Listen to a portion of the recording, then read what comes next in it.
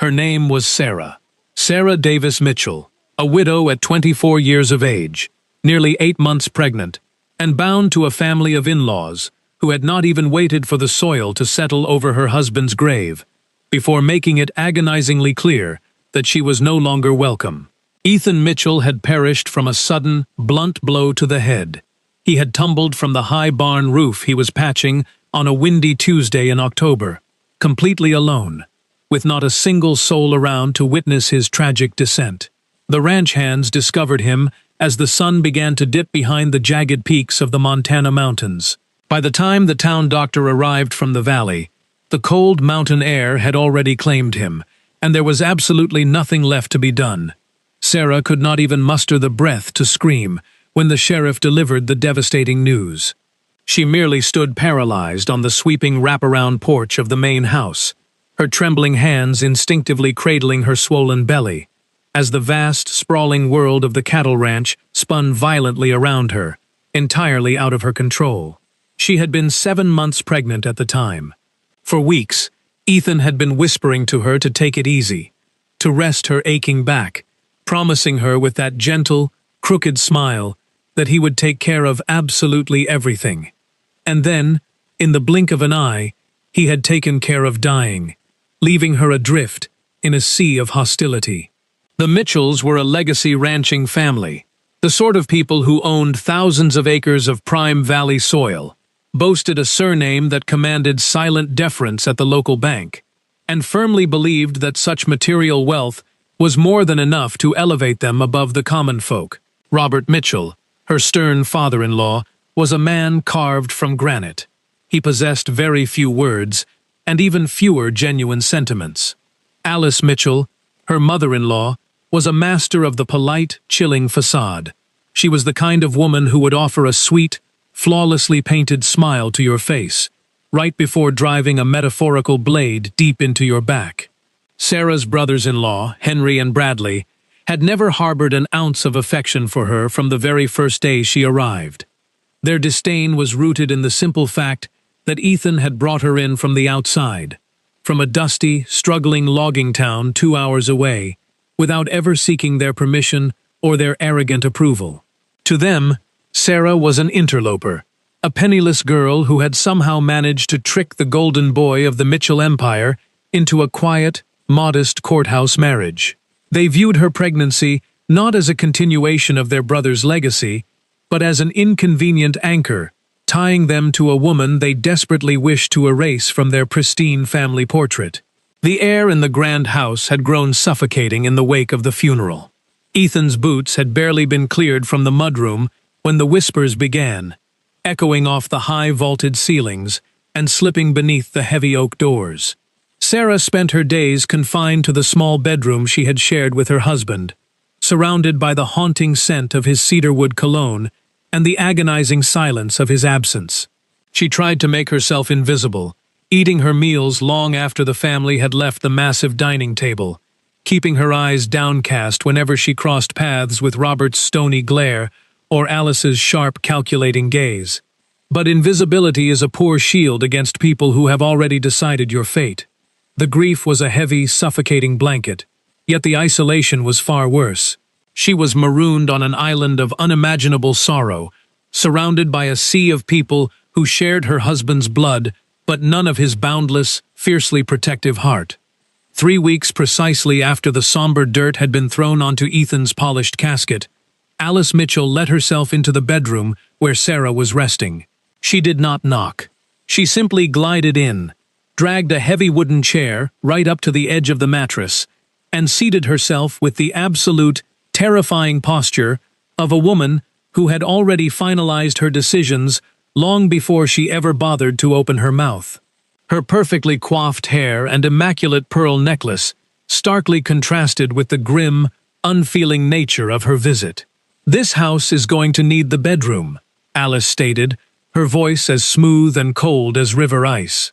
"Henry is getting married in January, and his new bride will not tolerate being relegated to the guest wing." Sarah looked up, her heart hammering a frantic rhythm against her ribs. "I am pregnant, Alice. I am carrying Ethan's child. I am quite aware of your condition," Alice replied, her expression entirely, completely, utterly devoid of pity. "That is precisely why I am giving you the courtesy of a few days' notice. You need to make arrangements." There were no further words exchanged. There was no elaborate explanation, no hollow apology, no feigned sympathy. There was nothing but that freezing tone, and the chair pushed aggressively close to the bed, functioning as a physical barrier and a silent testament that the conversation had concluded before it had truly begun. Sarah took 4 torturous days to gather her meager belongings. There was honestly not much to pack. Her entire life fit seamlessly into the battered cardboard suitcase she had originally brought with her when she first married Ethan. She packed a handful of framed photographs capturing his bright, unburdened smile, her silver rosary, a few maternity dresses, and a thick, hand-woven wool blanket her own mother had given her as a wedding keepsake. On the morning of her departure, the frost was thick on the pasture grass. Alice did not emerge from her parlor to bid her farewell. Robert remained hidden away in his expansive study. Only Bradley was present in the frosty courtyard, wordlessly holding the leather reins of the chestnut horse. He shoved the leather straps toward her, deliberately avoiding her tear-filled eyes. "The sorrel was Ethan's," Bradley muttered brusquely, his breath pluming in the freezing morning air. "Take him." And with that single, dismissive sentence, he turned on his heel and vanished back into the warmth of the opulent estate. The horse's name was Lucky. He was a magnificent creature, a rich sorrel, with a dark, flowing mane, boasting a gentle but incredibly sturdy build. He possessed the tranquil, patient demeanor characteristic of animals that have known nothing but kindness. Ethan had cherished him deeply, meticulously brushing his coat every single morning before heading out to mend fences, speaking to the animal in hushed, affectionate tones as though the horse could comprehend every single syllable. Sarah carefully strapped her worn suitcase onto his broad back, secured her small sacks of meager provisions, and mounted the saddle with the profound, agonizing difficulty that accompanies an 8-month pregnancy. She hoisted herself up until she was seated securely, her massive belly resting heavily forward, her trembling gloved hands gripping the freezing leather reins. She cast one final, sweeping glance over the sprawling Mitchell estate, the freshly painted white fences, the grand stone facade of the main house, the immaculate rows of Alice's frost-covered rose bushes. She did not feel blinding rage. Instead, she felt something vastly heavier than anger, a profound, unnamed hollow weight that settles deep within the chest and stubbornly refuses to be dislodged. Then, with a soft click of her tongue, she gently pulled the reins, and Lucky began a slow, steady walk away from the only home she had left. The path Sarah directed Lucky toward was not the well-worn gravel road leading down into the bustling valley town. Instead, she chose the rugged, forgotten trail. It was the steep, winding dirt path that snaked northward up the flank of the towering mountain ridge, a treacherous route that the wealthy residents of Pine Creek rarely, if ever, traversed. It led into the dense, shadowed pine forests, toward a remote destination that most of the valley actively chose to ignore. It led directly to the secluded, weather-beaten cabin of Nana Cora Chayton Reynolds. That was the full, legal name of Ethan's paternal grandmother, although no one down at the sprawling valley ranch ever dared to speak her name aloud. To the haughty Mitchell family, she was merely the old native woman, a label spat out in hushed, venomous whispers, carrying that specific brand of elitist disgust that requires no raised voices to inflict deep, lasting damage. Robert Mitchell was her biological son, a fact he had ruthlessly excised from his personal history, just as one might violently tear an unwanted, shameful chapter from a beautifully bound book. He routinely lied to his wealthy peers, claiming his mother had perished tragically when he was merely a small boy. It was a vile, fabricated lie. Nana Cora lived 3 grueling hours up the steep mountain trail, residing in a modest, sturdy log cabin she had painstakingly erected with her own bare hands many decades ago. She had fled to the high country when the Mitchell family patriarchs had cruelly separated her from her own child, deeming her indigenous heritage and quiet, earthbound ways, a profound embarrassment to their rising social status.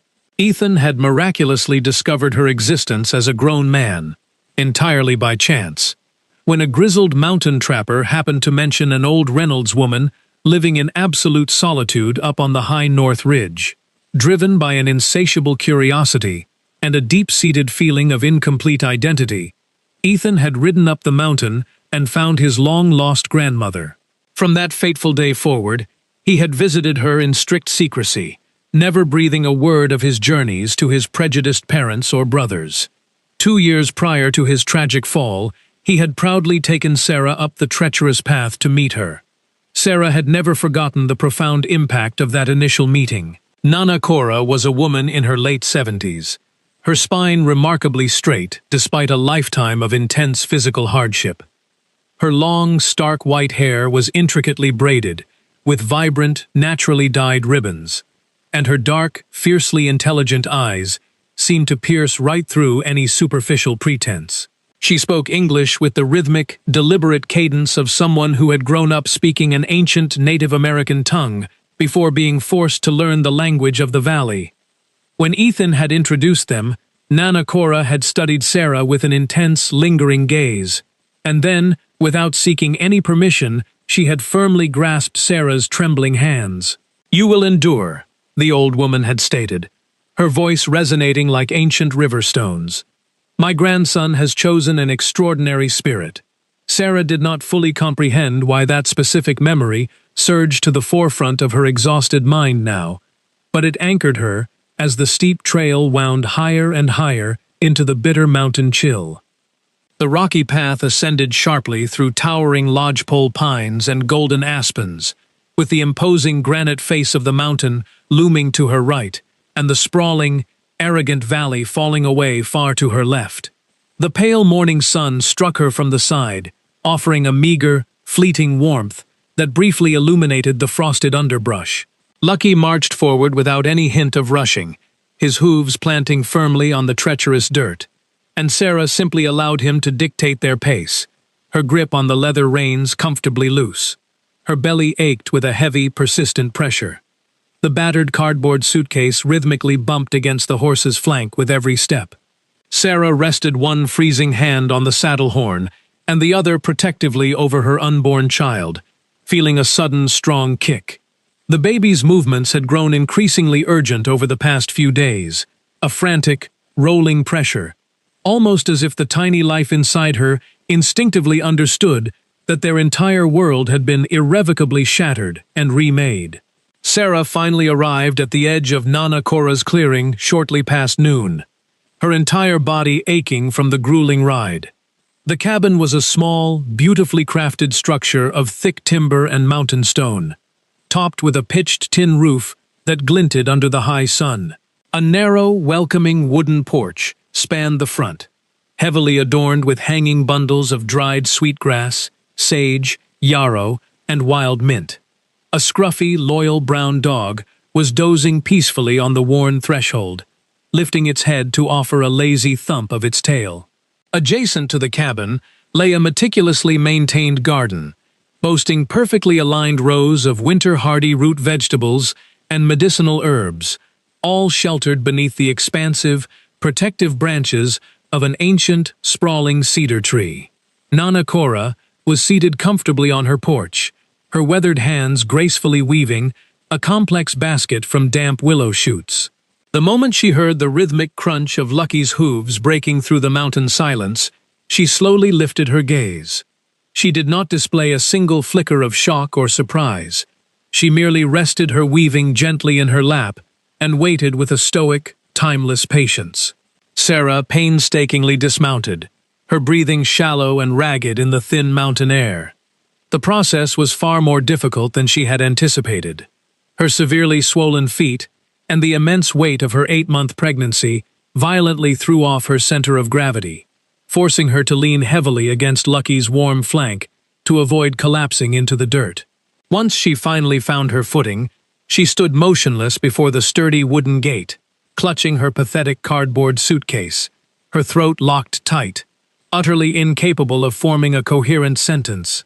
Nana Cora rose smoothly, her movements belying her advanced age. She crossed the packed dirt yard, unlatched the heavy gate, and truly looked at the broken girl standing before her.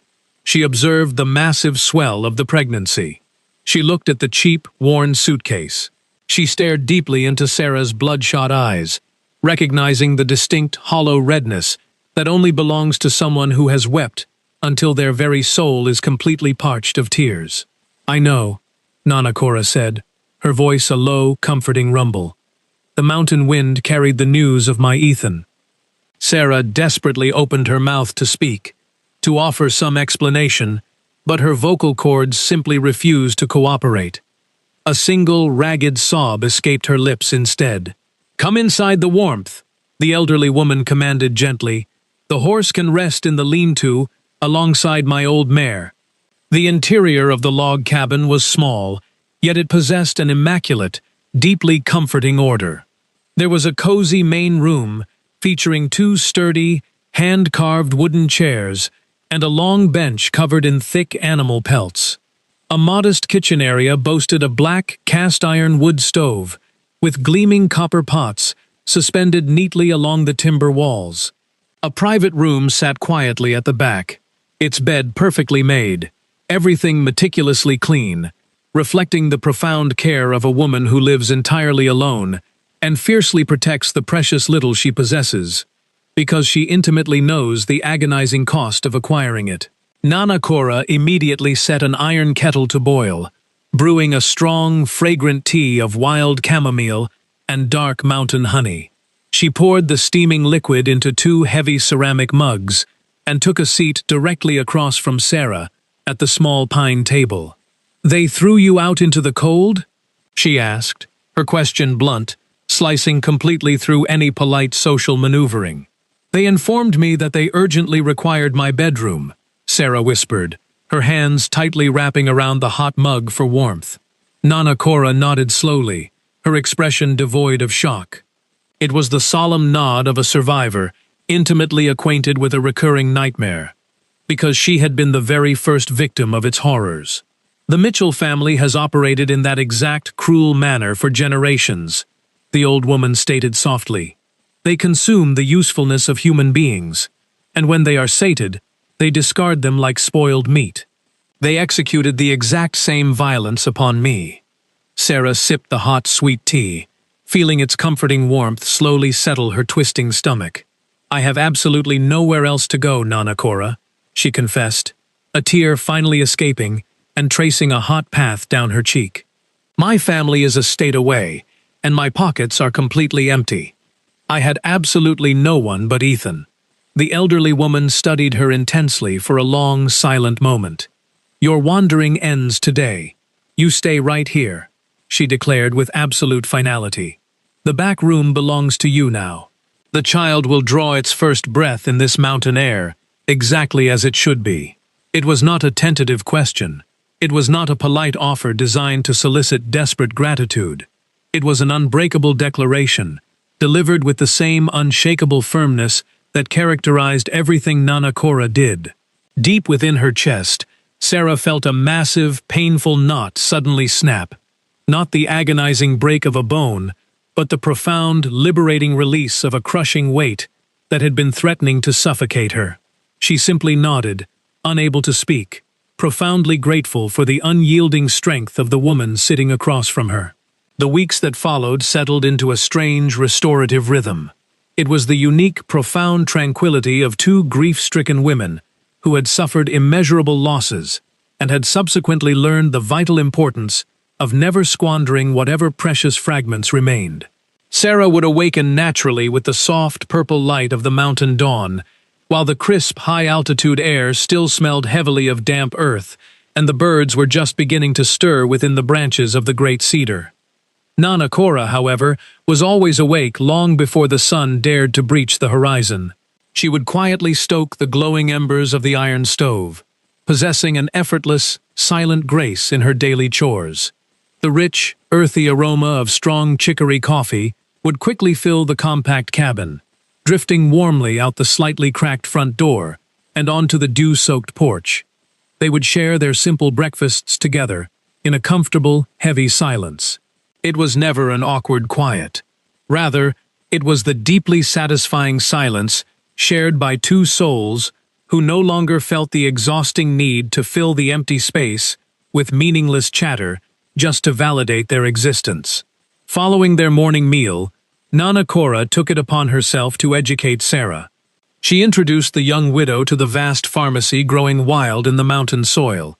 She meticulously explained which silver-leafed plant reduced fierce fevers, how to properly steep yarrow to mitigate the agonizing pains of late-stage pregnancy, and which specific crushed roots could be applied to the skin when a baby refused to settle into the proper position. She demonstrated how to create a thick, fragrant steam bath using cedar and sage to completely draw out the deep, bone-weary exhaustion that plagued Sarah's swollen body. Cora imparted this sacred knowledge with the tranquil, unshakable authority of a woman who had received these ancient teachings directly from her own grandmother, who had, in turn, learned from the grandmothers before her. It was a vast, invaluable well of indigenous wisdom that the arrogant Mitchell family had deliberately blinded themselves to, simply because it was wrapped in a native dialect and delivered by deeply calloused, brown hands. Sarah absorbed absolutely everything. She listened with an open heart and a desperate hunger to survive. She quickly learned to predict the approaching weather simply by observing the shifting shadows on the jagged mountain peaks, recognizing the exact, bruised color the clouds assumed just before a heavy snowfall, and deciphering the distinct scent of pine resin carried on a northern wind. She learned the tedious, rewarding process of grinding corn and preparing dough in the freezing pre-dawn hours. Furthermore, she learned how to expertly treat a painful limp in Lucky's front leg, applying a warm, soothing poultice that Nana Cora expertly mixed from river clay and crushed arnica flowers. During the crisp, golden afternoons, a secondary rhythm emerged. A man named Thomas, an elderly, silver-haired mountain postman who operated entirely off the grid, would occasionally ride up the trail on his sturdy mule. Thomas was one of the few valley folks who openly defied the Mitchell family's unspoken embargo on the ridge. He would bring heavy sacks of white flour, fresh blocks of salt, and quiet, respectful news from the town below, always refusing to take a single dime for his immense trouble, citing an old, unpaid debt he owed to Cora's late husband. His brief visits brought a small, necessary connection to the outside world, yet he always maintained a respectful distance, deeply honoring the sanctuary the two women had cultivated. When the evenings grew bitterly cold, the two women would retreat to the warmth of the roaring stove. Nana Cora would return to her intricate weaving, while Sarah would meticulously mend torn garments or simply sit quietly, her hands resting protectively on her massive belly, gazing out the window at a massive, star-choked sky that seemed infinitely larger and significantly brighter than any sky she had ever witnessed down in the polluted, electrically lit valley. In the safety of the darkness, they spoke of Ethan. Nana Cora recalled vibrant memories of him as a young, wild-hearted boy, long before the bitter Robert Mitchell had violently attempted to sever their profound connection. She recounted stories of how Ethan would sprint through the dense pine forests, chasing frightened marmots, how he deeply loved the taste of wild huckleberries mixed with honey, and how he used to endlessly question why the glittering stars never plummeted from the black canvas of the sky. She shared these precious fragments of his life in a soft, reverent whisper, a warm, genuine smile completely transforming the deep lines of her weathered face. Sarah would simply listen, tears silently tracking down her cheeks, overwhelmed by an agonizing mixture of joy and sorrow. It was the only tangible method she possessed to continue learning about the man she desperately loved, precisely now that his physical form had been cruelly snatched away from her forever. It occurred on one of those freezing, wind-battered nights. Nana Cora abruptly ceased her weaving, allowing the intricate basket to rest motionless in her lap. She stared deeply into the crackling fire for a tremendously long time, entirely silent. Sarah noticed the shift in the cabin's energy and paused her mending, her needle hovering over a torn woolen sock. "Is everything all right, Nana?" Sarah asked softly, her voice carrying over the snapping of the burning pine. The elderly woman did not issue an immediate response. She appeared to be heavily weighing a monumental decision, a secret she had been actively sheltering for what felt like an eternity. "Ethan came to visit me," Nana Cora finally stated, her dark eyes locking onto Sarah's pale face. 3 weeks exactly before the mountain took him. Sarah completely froze, her breath caught tightly in her throat. "He rode up alone, cloaked in secrecy, exactly as he always did," Cora continued, her voice remarkably steady. "But on that specific day, his spirit was profoundly different. He was unusually quiet. He sat right where you are sitting, and he confessed that a dark premonition had firmly settled over his heart. He felt an undeniable certainty that a terrible shadow was approaching, and his absolute primary concern was ensuring that you would remain fully protected if he suddenly vanished from this earth." Sarah's heart began to hammer violently against her ribs, the loud thumping echoing loudly in her ears. "He left a heavy burden with me," Nana Cora revealed, slowly pushing herself up from the wooden chair. "He made me swear on the blood of our ancestors that if he perished before the child took its first breath, I was to deliver it directly into your hands, and absolutely no one else's." She moved gracefully across the room and disappeared into the shadowed confines of the back bedroom.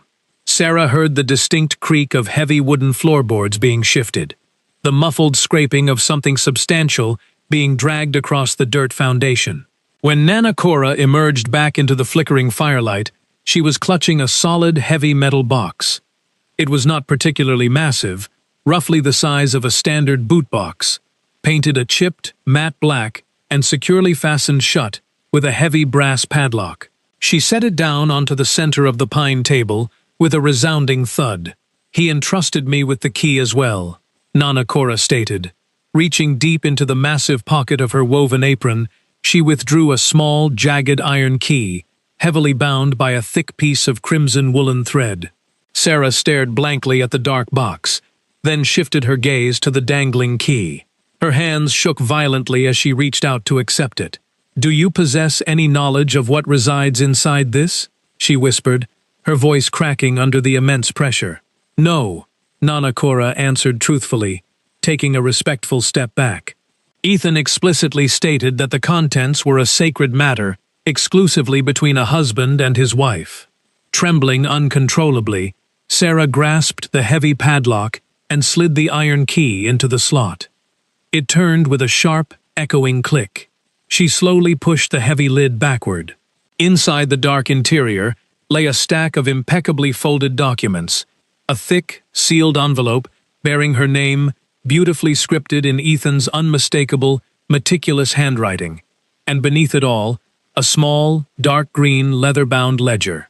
She reached for the sealed envelope first, her fingers clumsily tearing the paper.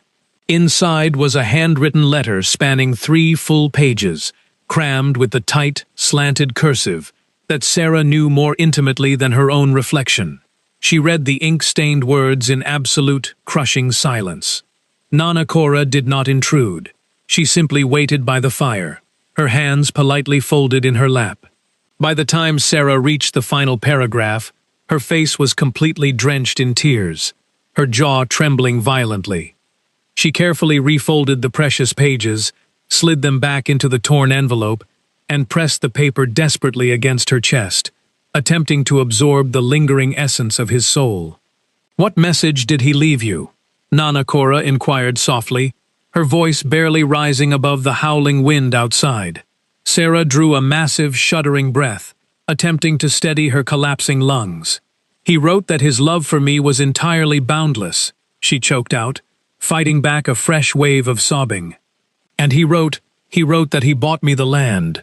Nana Cora's brow furrowed in deep confusion. "What land do you speak of?" Sarah reached back into the metal box and retrieved the thick stack of official papers lying beneath where the letter had been. She spread them out across the rough pine table. They were legal property deeds, heavy land grants heavily stamped with official county seals and notarized signatures. She traced the dense legal jargon with a shaking, reverent finger. Operating entirely in the shadows, Ethan had been quietly purchasing land, He had utilized every single dime he could secretly siphon away from his grueling labor at the ranch over the span of 3 agonizing years, purposely hiding his financial maneuvers from his controlling father. He had successfully secured 42 sprawling acres of incredibly fertile acreage, situated directly on the high North Ridge, physically bordering Nanakora's own rugged plot. It was magnificent property, boasting a clean, running freshwater creek, and vast, easily farmable clearings.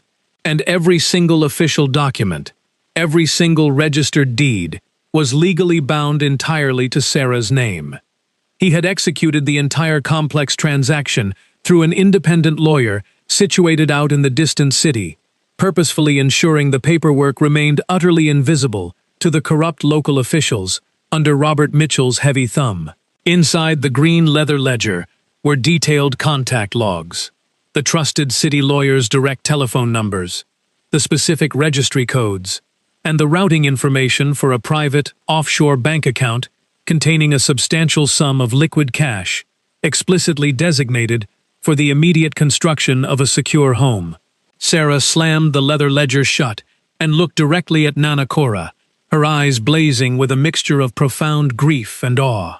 "He genuinely knew," she whispered, her voice completely breaking.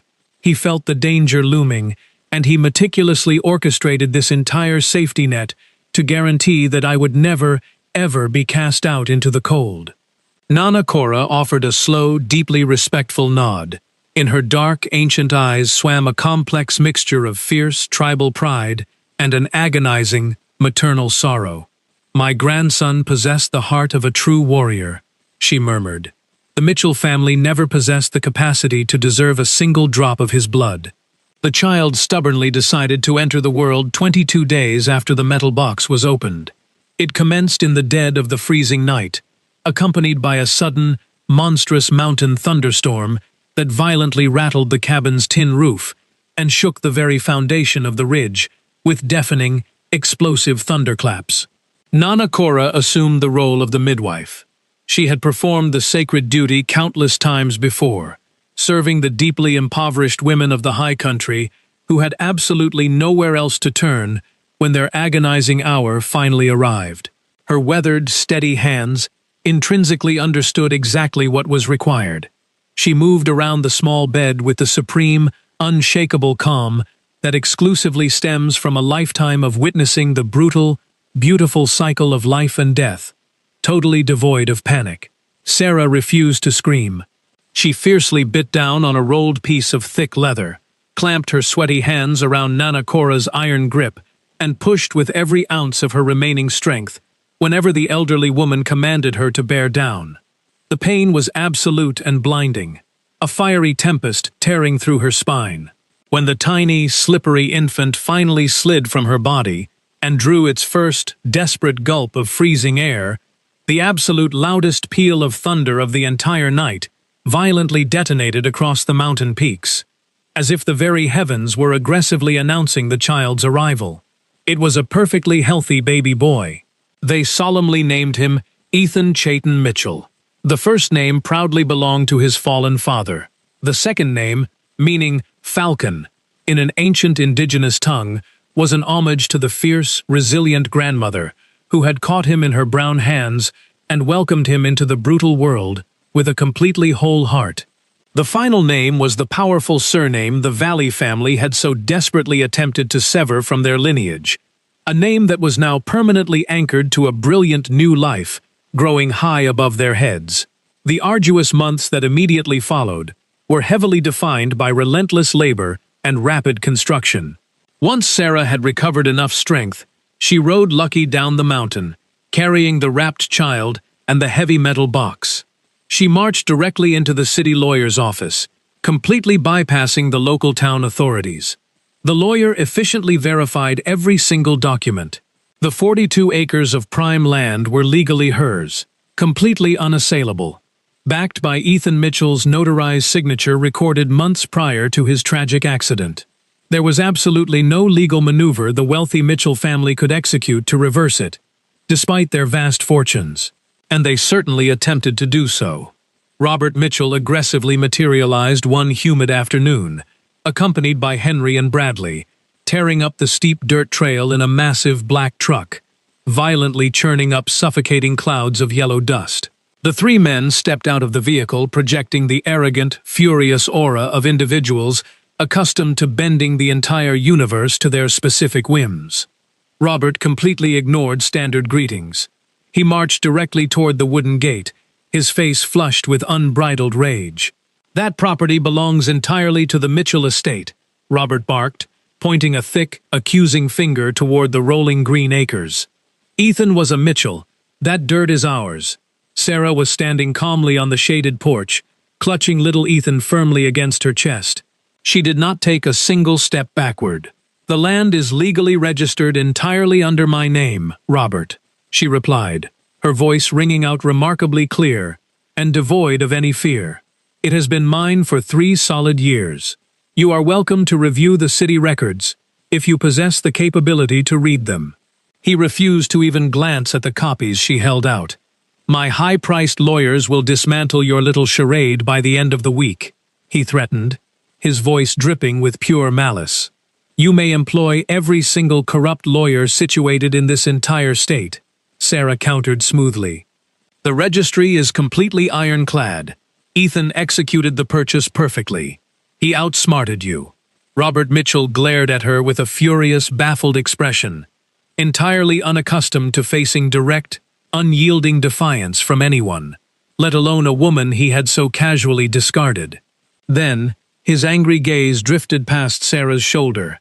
He stared at the cabin, the flourishing garden, and finally, his eyes locked onto Nana Cora. The elderly woman was standing silently beside the doorframe, her arms crossed firmly over her chest, staring directly back into his soul with terrifying intensity. It was the absolute first time in several decades that Robert Mitchell had physically laid eyes upon the mother he had so ruthlessly abandoned. A violent, microscopic tremor passed over his hardened facial features, an incredibly brief flash of something that was not entirely remorse, but something deeply adjacent to a profound, sickening shame. He quickly masked it with a sneer. "This situation is far from concluded," he spat, turning on his heel and violently shoving himself back into the driver's seat of the truck. But it truly was concluded. The expensive legal team the Mitchells hired to investigate the matter found absolutely zero loopholes to exploit. The city lawyer aggressively defended the deeds, officially declaring that Ethan had operated with total legal clarity and deliberate intention. The sprawling land definitively belonged to Sarah. The substantial funds resting in the private bank account belonged to Sarah. There was absolutely no path to reversal. 6 months later, with young Ethan growing robustly and happily strapped in a sling across her chest, Sarah officially commenced the grand expansion of her property. Utilizing the financial resources Ethan had so carefully hoarded, she began building a permanent life. She selectively hired several hard-working individuals from the scattered mountain community, people who desperately needed fair wages and who respectfully refrained from asking intrusive questions. She hired a capable, quiet young man named David, who proved invaluable with a hammer and a plow. First, they constructed a beautiful, expansive new log home adjacent to Nana Cora's cabin, featuring large windows, multiple warm bedrooms, and a massive wraparound porch where the growing baby could safely practice crawling. Following the house, they erected a sturdy chicken coop, and subsequently, a solid, insulated barn to properly house Lucky and Cora's aging mule against the harsh winters. Then, they turned their focused attention to the rich soil. Nana Cora possessed a masterful understanding of agricultural rhythms. She intimately knew exactly which specific crops would thrive in that high altitude, what essential nutrients the soil demanded, and precisely how to perfectly interpret the shifting weather patterns by simply observing the flight of the mountain hawks. She patiently passed this invaluable knowledge to Sarah, teaching her slowly, with immense patience, holding absolutely nothing back. By the conclusion of their first full agricultural cycle, the newly cultivated fields were producing magnificent yields of sweet corn, hardy mountain beans, and massive squash. By the time 2 full years had passed, Sarah successfully opened a charming, rustic mercantile shop down in the bustling center of Pine Creek. She sold powerful medicinal herbs, healing salves, and natural remedies that Nana Cora meticulously formulated, using the ancient, marginalized knowledge that the ignorant valley elites had previously scoffed at. Initially, the townsfolk approached the wooden counter with profound skepticism. However, skepticism rapidly transformed into absolute loyalty, primarily because the remedies were undeniably effective, and the two resilient women from the high ridge always charged a deeply fair price and treated every single customer with genuine respect. It occurred on a chaotic Tuesday afternoon at the town market, nearly 2 years after Sarah had been so cruelly banished from the sprawling estate with nothing but a battered suitcase and a borrowed horse. She suddenly spotted Alice Mitchell. Her former mother-in-law was lingering near the vegetable stands, attempting to select produce. Alice appeared strikingly different. She looked significantly older, heavily stooped over, moving with the sluggish, agonizing hesitation of someone secretly hauling around an invisible, crushing burden of regret. When Alice finally met Sarah's eyes behind her thriving market stall, she froze. Sarah looked back without anger or triumph, feeling only the quiet peace of someone who had truly moved beyond the pain of the past. Alice slowly approached, her trembling hands clutching an expensive leather purse, and gazed for a long moment at little Ethan sleeping peacefully in a woven basket. Fighting back tears, she whispered that the boy had his father's features. Sarah calmly agreed and revealed his name, Ethan Chayton. Hearing the indigenous family name, Alice visibly flinched, recognizing the heritage her family had spent years trying to erase. Yet she said nothing. Defeated, she simply nodded and disappeared into the crowd without buying a single thing. As Sarah watched her leave, she gently rested a hand on her son's head and remembered her husband's quiet sacrifices, the hidden metal box, the heartfelt letter, the concealed property deeds, and every careful plan he had made to ensure she would never face life alone. She thought of Nana Cora, their flourishing farm, and the peaceful home they had built together after being rejected by the very family that should have protected them. In that moment, Sarah finally understood what Ethan had always known. True love is measured not by staying forever, but by preparing a safe future for those left behind. While the Mitchell family chased wealth and status, they discarded the strongest among them, only to watch them build a life of genuine prosperity.